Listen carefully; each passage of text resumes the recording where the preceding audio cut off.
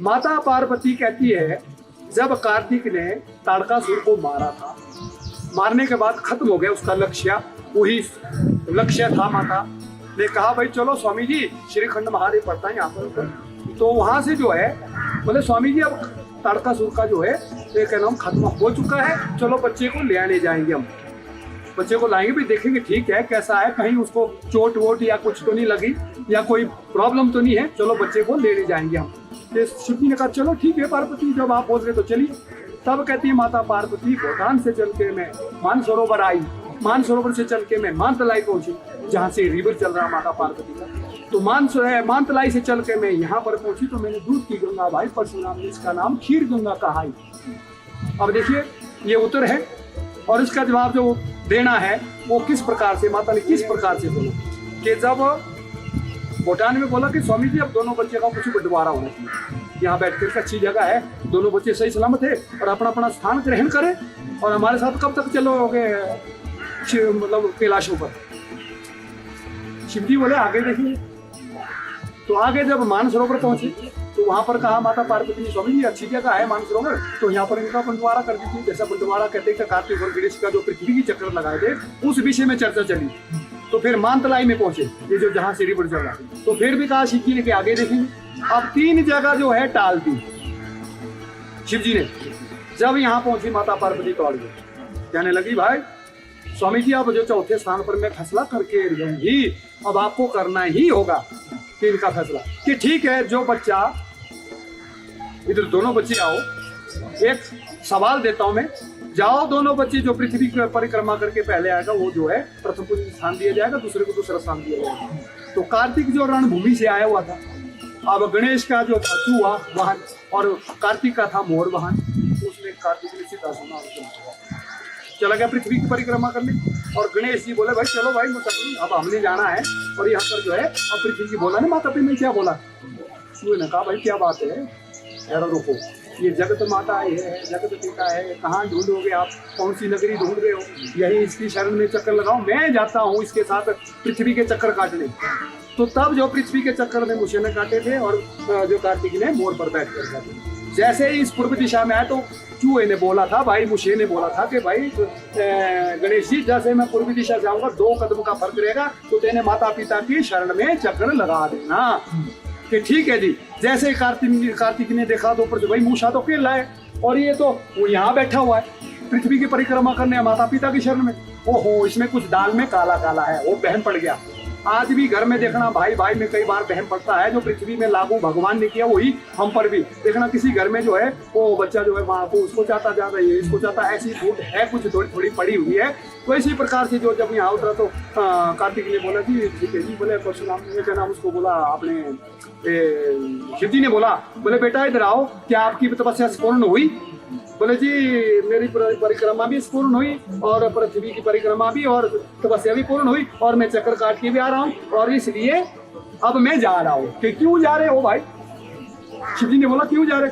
वो गुस्से में था कि भाई मैं अब जो अपना स्वयं ढूंढ लूंगा स्थान, कहीं चोटी पर बैठ करके कैलाशों पर बैठ के माता पिता भाई को अपने स्थान दे दिया प्रथम कोई ना तीनों लोगों में, तो अब मैं जो है अब अपना स्थान स्वयं ढूंढ लूंगा। पार्वती बोले स्वामी जी इसको रोकना होगा। कैसे रोकना? अब रोकिए, ये तो जा रहा छोड़ के। इसलिए जो है पार्वती ने उसको शिव जी को बनाया कि भाई ऐसा तो स्वामी जी रोको रोको। बोले ठीक है भाई ये डराओ कार्तिक जी, मैं हमारी बात मानोगे? एक शर्त। बोले ठीक है माता पिता बोलिए। बोले एक शर्त ऐसी करेंगे हम तीनों ही, जो हमारे में बहम है उस बहम को हमने दूर कैसे करना है, और अब इन्हीं से बात का फैसला 11,000 साल के बाद क्या आप मानोगे? इसके लिए हमको तपस्या करनी पड़ेगी तीनों को। क्या मंजूर है तुझे? उसके बाद इसका रिजल्ट जो निकलेगा वो अगर हमारी गलती होगी तो हम मानेंगे, अगर आपकी गलती हो तो तेरे को खुद स्वयं माननी पड़ेगी। बोले माता पिता मुझे मंजूर है। तब रुका था यहाँ पर। रुकने के बाद जो है फिर जो है उसने क्या किया है कि इसको स्थान दिया था यहाँ जहाँ आप ऊपर गए होगा, इसमें कर भी दिया आपने कि गुफा जाके आगे, तो स्थान उसको दिया केले को कि 11,000 साल तपस्या करेगा। और माता पार्वती ने मानतलाई में की और शिव जी ने जो है श्रीखंड जहाँ 10 सिर काटे थे रावण के, वो श्रीखंड यहीं पड़ता है बैक साइड में पीछे, पर रास्ता दूसरी जगह से बाया शिमला वो कहते हैं बलूरी होके तो निर्मंड होके जाते हैं, वहां पर आजकल उसकी यात्रा चल पड़ी है। तो वहां पर जो है उसने खुद सुना की तपस्या तीनों ने बांट करके।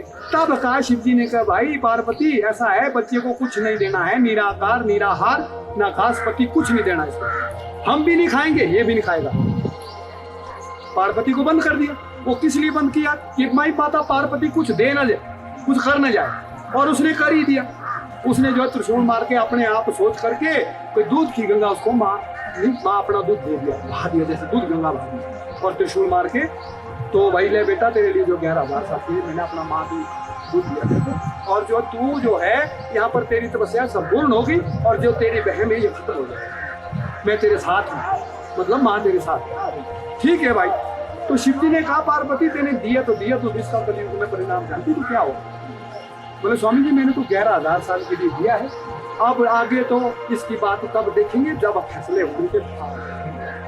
ठीक है भाई। चला गया अपने अपने स्थान पर बैठ गए कि बेटा यहाँ करके जब भूख लगे या मेरी याद आए तो आपने यहाँ करके उसका जल को करके ग्रहण करके अपने स्थान पर बैठे हुए। 11,000 साल पूरे हो गए तो 11,000 साल तक माता पार्वती भी बंद हो गई, मतलब तपस्या करने में शिव जी भी बंद हो गए 11,000 साल के लिए। तो देवतागण ऋषिगण जो है मतलब चारों कुटुंब से जो है मतलब वो हाहाकार मच गए कि भाई शिव जी और पार्वती को हुआ क्या ये मतलब वो तपस्या किसने की अचानक, भाई हमारा काम रुक गया, धरती का काम रुक गया, दाएं बाएं देवताओं के काम रुक गए, जैसे सृष्टि चलती है ना, शिव जी चलाता है सृष्टि को, धरती माँ को, तो उस प्रकार से रुक गई। तो रुकने के बाद भाई अब ना तो एक निकले ना दूसरा निकले, तपस्या मिल ही नहीं। जब 11,000 साल पूरे हुए तो तब जो है टाइमिंग सारे 33 करोड़ देवी देवता यहाँ पहाड़ों पर बैठे और 88,000 ऋषि, उसमें से एक ऋषि नहीं था, वो कौन नहीं था? परशुराम नहीं था, बाकी सारे गण कि भाई ये चक्कर क्या है उनको समझ नहीं आए। उसको इस प्रकार की समझ नहीं आए भाई ये माँ बेटे बाप बेटे में झगड़ा किस बात का हुआ है, बहन किस बात का पड़ा है। तब आए वो सारे चुपचाप बैठे, देवतागण बैठे और ऋषिगण बैठे। तो कार्तिक सीधे आए, माता पिता ही बैठे थे, सीधे माता पिता की शरण में जैसा गणेश ने किया वैसा ही जो है माता पिता के चक्कर काट के दोबारा परिक्रमा करके तथास्तु। फैसला कुछ नहीं हुआ, बोल चोल कुछ नहीं हुई, ना किसी ने बात सुनाई, ना बोली ना चाली, ना कार्तिक ने, ना तो शिव जी ने, ना माता पार्वती ने, बस वो तथास्तु कर दिया, वरदान उसको दे दिया। तब कहा फिर बाद में जब माता पिता की शरण में उसने माथा टेका कि भाई माता पिता मेरी गलती थी। कार्तिक ने बोला कि मेरी गलती, मुझे क्षमा करे माता पिता, मैं तो यूं ही पृथ्वी के चक्कर काटने गया, लेकिन मुझे इस बात का ध्यान अब आया इस तपस्या करने के बाद कि भाई माता पिता तो आप ही है जगत के, आप ही जगत माँ जननी है, आप ही जगत के माता है, तो मैं कहाँ ढूंढने गया पृथ्वी के चक्कर काटने, तो मेरी गलती है माता पिता, मुझे क्षमा करे, हाथ जोड़ के क्षमा करे। कि बेटा इसलिए शिव और पार्वती ने कहा कि बेटा इसलिए तेरे को उस टाइम नहीं मानना था, क्योंकि तू रणभूमि से दिमाग तेरा थोड़ा गर्म था और गुस्से में था, तो तू उस टाइम नहीं मानेगा था, तो इसके लिए 11,000 साल की तपस्या करनी पड़ी हम तीनों को तेरा शक दूर करने के लिए। तो अब जो है अब जा बेटा तू अपने 33 करोड़ देवताओं के साथ सेनापति आज भी है, स्वर्ग लोक भेज दिया ना कार्तिक को, और गणेश जी को जो है प्रथम पूजन जो हमारे तुम्हारे बीच में चला है, सबसे पहला पूजन रिद्धि और सिद्धि उसको संभाल दी। अच्छा हो गई बात खत्म, वो भी हो गया, वो फैसला भी हो गया, दोनों का बंटवारा भी हो गया। अच्छा उसके बाद रही दूध की गंगा कि भाई पार्वती अब ऐसा है, ये जो है कलयुग में झगड़ेंगे, आपस में लड़ाई होगी और कब्जा कास्ट होगी और इसका बिजनेस होगा माँ के दूध का, तो इसका क्या उपाय करेगी? कि स्वामी जी मैं तो कुछ नहीं कर सकती हूँ और आप ही इस बात का कुछ उपाय है। तो शिव जी ने पूछा जब देवतागण को कि भाई आप कर सकते कुछ, ऋषिगण को पूछा भाई आप कर सकते कुछ, बोले माँ का दूध है, ये माँ शक्ति है, सर्वशक्ति है, जगत जननी है, इसके आगे हमारी शक्ति क्या है? कुछ भी नहीं, जीरो है, हम कुछ नहीं कर सकते। उस प्रकार से कहते कहते तो शिव जी ने बोला मेरे पास एक उपाय है, और वो उपाय ऐसा है कि भाई परशुराम कर सकता है, अगर कर सकता हो, अदरवाइज कोई नहीं कर सकता है, नहीं तो ये ऐसे की ऐसे रह जाएगी। तो परशुराम जी आए, फिर भगवान की लीला चली, भगवान शिव जी ने लीला चलाई फिर अपनी। परशुराम जी आए और जगदम्बनी के साथ वो यहाँ पर शैनी में स्थापित है फादर उसका, तो जो जगदम्बनी ऋषि है, तो परशुराम जी आए, ये 6 गांव में सबसे बड़ा देवता उसको माना जाता है आज, परशुराम के फादर को जगदम्बनी वो ऋषि यहाँ पर है। तो परशुराम जी आए तो कि भाई माँ का दूध गंगा है, लेकिन है काम कि पिताजी तुम यहाँ बैठो और हम जो है जरा दूध गंगा ढूंढ के आते कि इस दिशा में है, कहीं कहाँ है। वो लगी फिर भगवान की लीला देखना, अब शिव जी की लीला लगी हो तो उसका वो यहाँ से आकर के ये नदी में मिलती थी। उस टाइम सतयुग में कोई नहीं, यहाँ पर आदमी नहीं जाने नहीं, और दूध की गंगा चलती रहती थी, नीचे पार्वती में मिलती रहती थी। तो जब जैसे आए तो यहाँ पर प्रणाम किया कि हे माँ जगत जननी, तेने संसार में सब कुछ दिया, ऐसा बोला परशुराम ने जब प्रणाम किया। सब कुछ दिया, अन्नपूर्णा, महापूर्णा, जगत पूर्णा, काम रूपणी, देव रूपणी, ब्राह्मणी रूपणी, क्षत्रिय रूपणी, वैश्य रूपणी, शूद्र रूपणी, सब रूपों में, चारों वेदों में, चारों वर्णों में, 18 प्राणों में तेने सब कुछ दे दिया है। लेकिन संसार में एक दूध की गंगा थी, वो भी आपने बहा दी माता। ऐसा कहते हैं धन्यवाद माता, जो भाई दूध भी नहीं छुड़ा, वो भी बहा दिया धरती पर। तो ऐसा क्या करके बैठा, तो उसने बोला क्या करूं, तो माँ के दूध को क्या करूँ, सोचा परशुराम ने सोचा, उसने सोचा मैं क्यों नहीं इसकी खीर बनाऊं। उसने हांडी में मिट्टी के बर्तन में खीर बना करके जो है मतलब दूध डाल के, जैसे हांडी तैयार हुई, बड़ी शक्ति द्वारा की, कैसे की है तो भगवान जाने।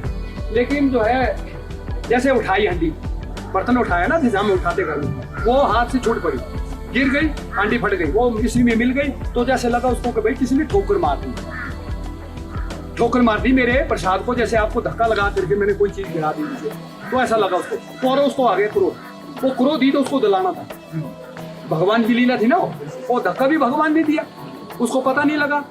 तो फिर जो है चिल्लाने लगा कि कोई दैत्य अगर है, कोई कुछ है, मेरे सामने आए, मेरे प्रसाद को ठोकर मार के गिरा दिया, वो बर्तन भी नहीं रखा ना, और खीर बनाए तो कैसे बनाएगा, और वो तो खत्म हो गई। तो तब उसको क्रोध आ गया। फिर जो शिव ने देखा जब कैलाश से कि भाई ये परशुराम का ध्यान तो कहीं दूसरी जगह है, ये तो दैत्य ढूंढ रहा है, तो ये जो मैंने जिस काम के लिए भेजा था तो उसका ध्यान नहीं है, और मेरी पीठ है ना इस तरफ, मेरा मुख इस तरफ है, तो मेरा ध्यान तो इधर है ना, वो उधर पिछली तरफ नहीं है। तो इसलिए शिव जी ने बोला ये तो कुछ गलत हो गया।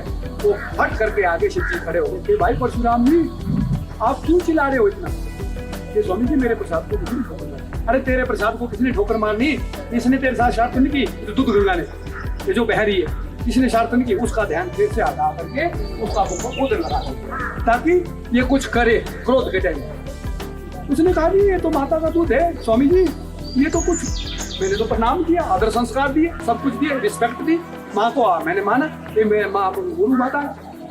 नहीं फिर भी तो ध्यान लगा लो।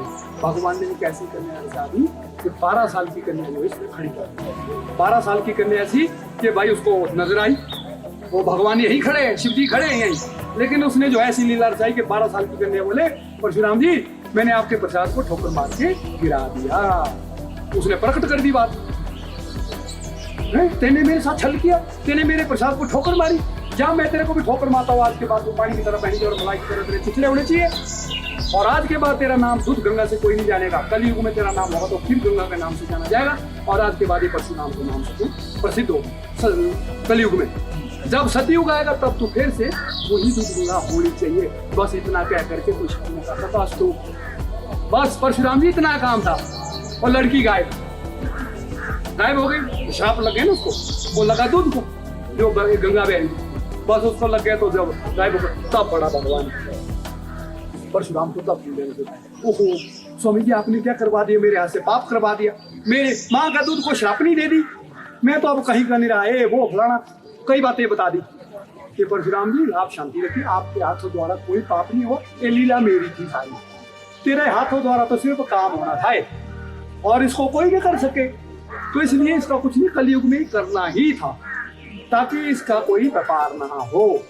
तो तभी इसलिए इस कुंड में भी हम जो है ऐसा कोई वो नहीं करते, तो लोग जो है ज्यादा निकाय फायदा उठाते हैं। तब इसका नाम जो है परशुराम ने खीर गंगा का ही बोला था ना मैंने कि भूटान से चल के मैं आई हूँ। अब आई ना इस बात का रिजल्ट मिला ना आपको, भूटान से चल के मैं आई हूँ मानसरोवर से चल के मैं मानतलाई पहुंची, तो यहाँ आकर के मैंने दूध की गंगा भाई, तो परशुराम ने उसका नाम खीर गंगा का ही मिला ना इसका रिजल्ट आपका।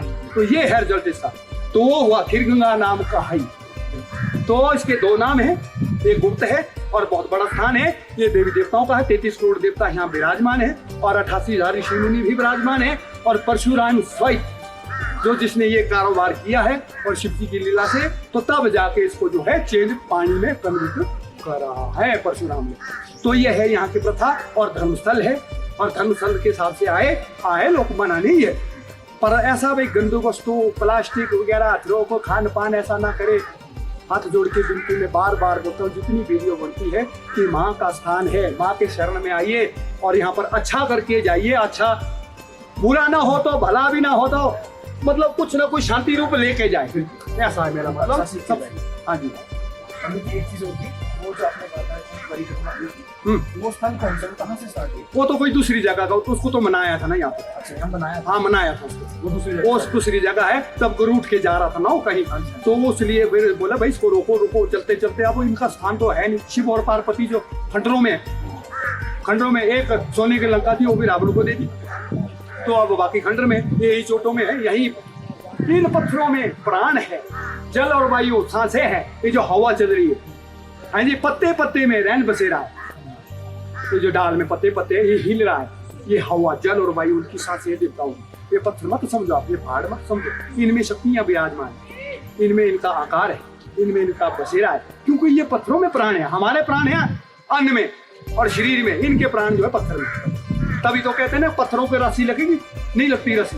हाँ, आदमी को रस्सी लग जाती है और चले जाते हैं, लेकिन पत्थर में रस्सी नहीं लगती है। तो ये है यहाँ का प्रथा और यहाँ का जो सभी आदमी से कष्ट है, जो भी नाम रखना अपने उस बात से, जो यहाँ पर सभी लोग प्रेम से जाए। एक चीज आप अभी और नीचे बता रहे थे कि पार्वती और गंगा दो भाई हैं। हाँ, जैसे केदारनाथ में हुआ था, लिंक है। पार्वती बड़ी बहन और छोटी बहन माता ना, बड़ी बहन जो है गंगा है, छोटी बहन जो माता पार्वती है, क्योंकि ये दो माता ही छोटी बड़ी काशी है।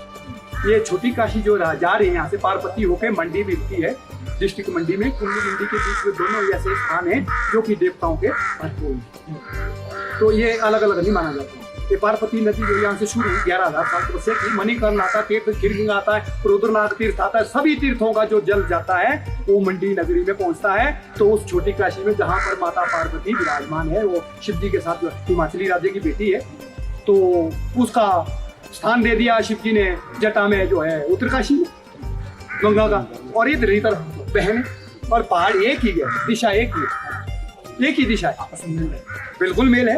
ये संगठन इकट्ठा ही है, श्रीखंड भी यही है, और मानसो का ना सुमेरु पर्वत भी यही है, इसी लिंक में किन्नर में, जहाँ से हनुमान ने बूटी लाई थी सुमेरु पर्वत से, वो अपने लक्ष्मण जी को, वो भी इसी में मिलता है, इसी दिशा में सारा ऐसा है। तो ये है यहाँ का है छोटी बोटी बहन, बड़ी बहन गंगा है, छोटी बहन माता पार्वती। ये दोनों सृष्टि रचैया है, एक पवित्रता लाने वाली, पापों को विनाश करने वाली गंगा, और एक जो है सृष्टि की रचना रचाने वाली, ये जगत जननी अन्नपूर्णा महापूर्णा, जिसको बोलते भंडार, अन्न का भंडार देने वाली माता पार्वती।